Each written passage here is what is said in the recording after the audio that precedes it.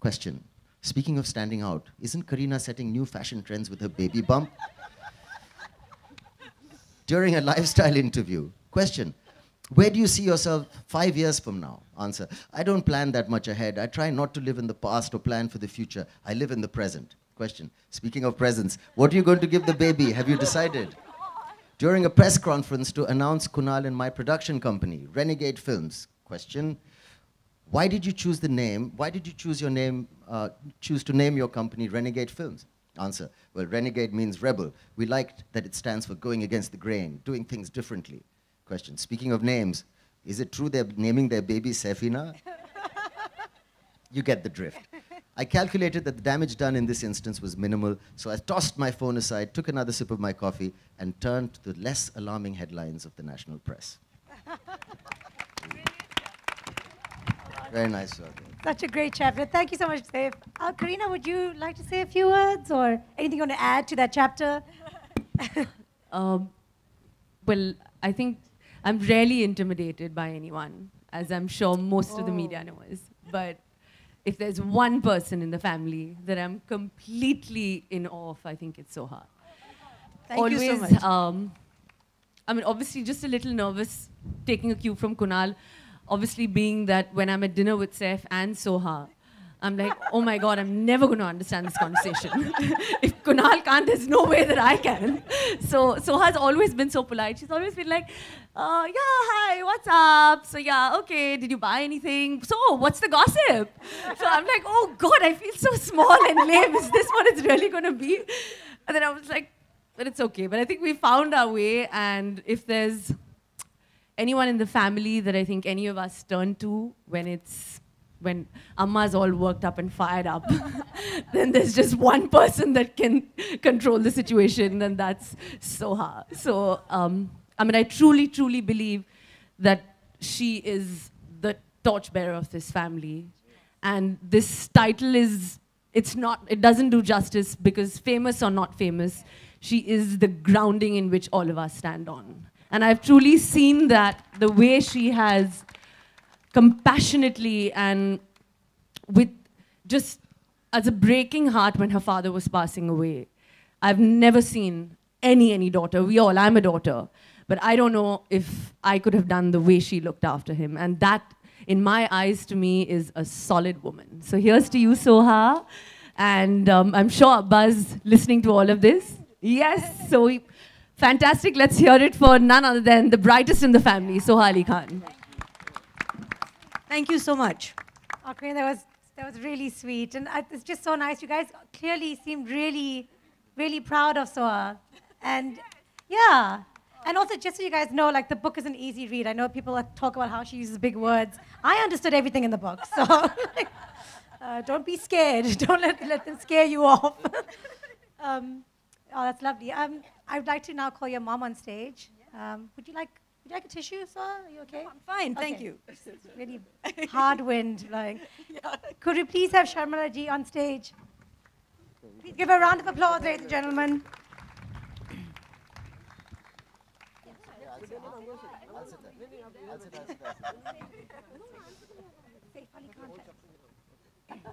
Musical chairs.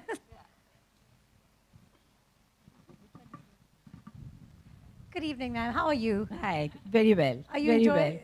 Absolutely. Everybody was so entertaining. Yeah. It's been wonderful to hear all of them. Yes. Such heartfelt messages for your daughter, and I know it's like being at the premiere of Iti Srikanto, right? That was your first film, yes? Yeah. And today is also a kind of debut. Well, I think we're laughing more now. Yes, that's true. That's true, yes. No, but I mean, I know, like she says, you're one of her biggest critics. But are you proud? I know they're making me sound like a bit of an ogre, right? No. No, you just seem like a good mom. Yeah, no, that's what I'm supposed to say, right? Yeah. No, yeah. but are you proud that she's written this book? Like, Yes. genuinely, are you? Yes, absolutely. Yeah. Because it's really not easy to write a book. I mean, you can talk well, you can write paras, you can write columns, but to have the discipline to actually write that many chapters and make it into a book, Yeah. I think it's great, and well done, Soha. Really, you. very, very proud of you. Thank you. Thank you so much. That's so lovely. You want to read something out of the book? You have an Yes. excerpt you'd like to share with us? Yeah, lovely. Sorry? Want me to share something? Yes, please. If you have an anecdote that you'd love to share about Not your as daughter. funny ones as all these guys been telling No, you. but I remember certain things which are really, I think I've heard the most sad and poignant sentence from her, which aged, I think, 6, which have stayed with me all these years. I remember when we went to Delhi from Mumbai, we made a shift. All of us left to stay with my mother-in-law, who was not keeping so well. And so that meant change of school, change of everything. And one night I was reading a bedtime story to Soha, and suddenly I found her crying, really sobbing her heart out. So I said, Soha, what's happened? What's happened to you? Why are you crying? And she said, Amma, I cannot remember my friends' faces. And I mean, just imagine, I think that's the terrible thing if you cannot remember. Of course, I could have produced pictures and photographs, but at that moment, I really felt that, how awful it must be for a little girl. Yeah. And then another occasion, we were walking around Patodi. We have a biggish house and we have a smallish house. Anyway, we were taking a stroll. And suddenly, Sohabia says, Amma, who is Bhai going to marry? And again, she was about 6 years old or something. So I said, I have no idea who Bhai is going to marry. So she says, well, Bhai is a prince. So whoever he marries will be a princess, right? So I said, yes, if you say so, true. So then who am I going to marry? Where will I find a prince? And then she adds, she says, well, after much thinking, princes are very difficult to find, like domestic staff. So to distract her, so I looked at this, like I said, we had a biggish house and a smallish house and a kind of a khandar, like a ruin. So we were passing that. So I said, Soha, so that's going to be your house. When you get married, we'll give it to you. We'll do it up, of course. So she was kind of alarmed. She said, but Amma, that's terribly dangerous for children. And she was 6. And then she said, but who's going to look after my children? Can I take Suraya B from Bhopal? So this was really forward planning. But Soha, it's happened to you now, and you still don't have a maid. But Suraya B is a couple of years older. So I don't think you can have Suraya B. So she was kind of always into forward planning, even then. Huh? Wow, that was a really smart question, and it's really sad. I can't remember my friend's faces. I know. Just think That's about really it. Think about it. So it's really stayed with me. Everything okay? Okay, so Are I'll you gonna read share? something. Actually, I wanted to read the whole book, but I was told that I can't. Yeah, there is a time limit. So this is talking about her entrepreneurship.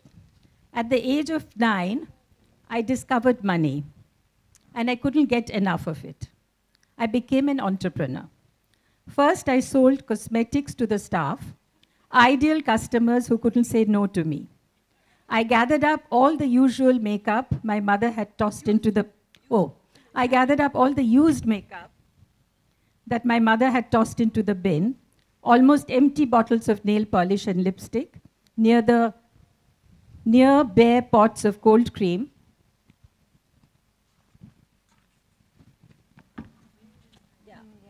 placed them on a tray, and marched down to the staff quarters. Each item was then sold to my captive consumers for a grand sum of ₹2. Inevitably, there was rioting in the ranks, and news of my greedy exploits reached my mother's horrified ears. My flourishing business was forced into immediate closure, and I got my first lesson in economic protectionism versus a free market. So I branched out. I packed a small suitcase with plastic syringes, some small towels, a box of Band-Aids, and a fistful of mints, and went around the house administering medical aid to those I thought in need. Headaches were treated with a cold compress and a mint in lieu of aspirin. Joint and muscle pains eased with massages. and injections were given for more baffling ailments. The fee for each visit was again the grand sum of ₹2. My doctor's practice was actually was quite successful and received much encouragement from all members of the household. I was even offered a handsome sum of ₹25 from an anonymous investor to buy balms and ointments when I turned 10 and outgrew the business. When I was 12, I was reading the famous Five and Nancy Drew books, and so naturally the only possible career option in my mind was that of a detective. My father didn't take well to my following him around the house, jotting down notes on who he was seeing and what he was doing, and that was soon the end of that vocation. The following week, I was enrolled in the Delhi School of Music. First for ballet classes, I was unceremoniously dropped from these within the month with the forthright explanation that I had the grace of a five-legged spider. They're quite graceful, really, spiders. And then for piano lessons, in which I fared only marginally better. My family was then subjected to endless post-dinner recitals of Twinkle, Twinkle, Little Star and London Bridges Falling Down, for which the admission fee was, you guessed it, ₹2 per person. 12 years later, at 24, sitting in my corporate cabin overlooking the business hub of BKC, I would ask myself if I'd made the right career choice. And if there was such a thing as the right career choice. I wanted to be financially independent, free to make my own decisions. I wanted to earn enough to lead the lifestyle to which I had grown accustomed, which included air conditioning, travel, a diet rich in overpriced exotic fruit, and adding to my most cherished possession, my ever-expanding library of books. Very nice to have you. Thank you.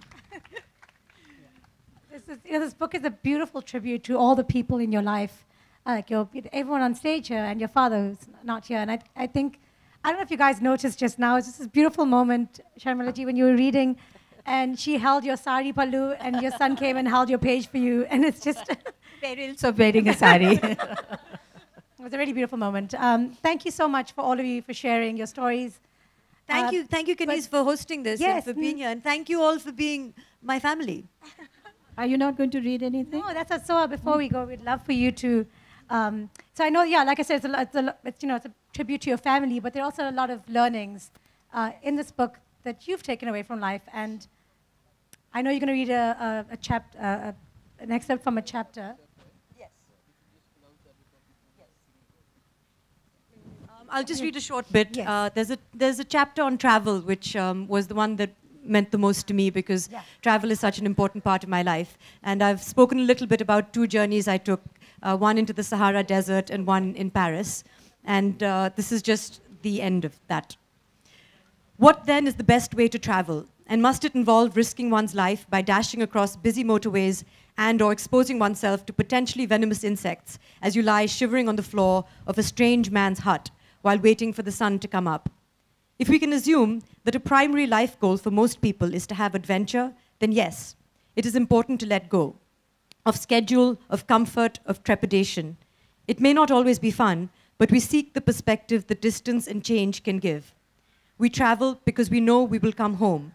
And when we do, home is the same, but we are changed, and that changes everything. When I look up at the night sky from my terrace in Mumbai today, it is not mundane and boring, but full of infinite possibility. It is, after all, the very same night sky that has filled me with wonder in Africa. Travel has taught me many valuable life lessons, but one that is most pertinent is that of acceptance. I'm following in the footsteps of superstars, and reprobation is an ever-present risk. It is not unusual for me to feel inadequate, to feel frustrated, to feel that no matter what I achieve, in comparison to my parents, my brother, I will always fall short. But when you are standing on the edge of the spectacular Grand Canyon, for instance, and looking into its plunging depths, containing over 2 billion years of geographical history, you cannot help but feel diminished by the world. There's so much out there that is bigger than you, stronger than you, and that will endure long after you are gone.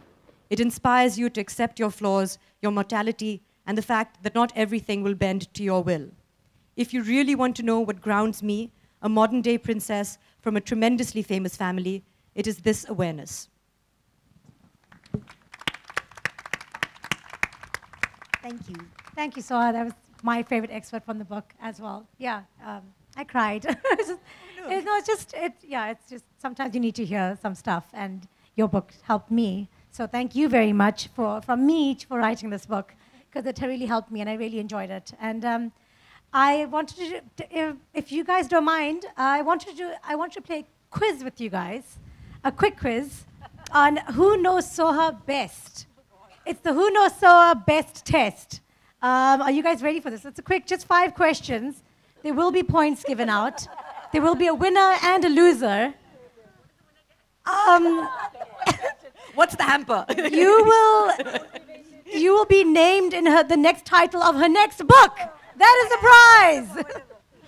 All right, so you guys ready? It's a quick quiz. Yeah? All right, the first question is, who is Soha's favorite author?